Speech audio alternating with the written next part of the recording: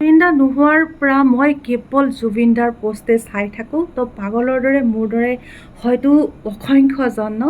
তো হিমা দাসৰ বিষয়ে অকণমান মই চালোঁ ভিডিঅ' এটা। তো কেনেকুৱা ধৰণৰ কথাখিনি খুব ভাল লাগিলে চাবচোন আপোনালোকে।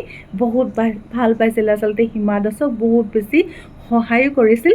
তো আপোনালোকে নিজে শুনক।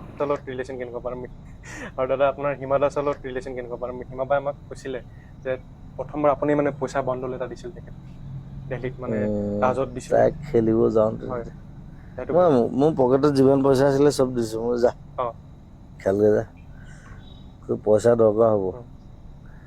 তাইক মৰম কৰিছিলোঁ। তাই মোৰ ফেন ক্লাবৰ আছিলে। চ' তাই এতিয়াও আহিলে, তাই আহে, ইয়াত আহে, ঘৰত আহে আৰু মোক চেচ কৰি দিয়ে। মানে মোৰ জোতা চোতা লৈ যায়, মোৰ কাপোৰ কানি খুলি লৈ যায়। মোৰ বোলো চালা মোক জাঙিয়াটো নিবলৈ বাকী আছে।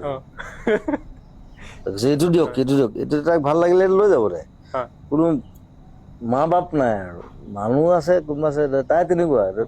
I love that.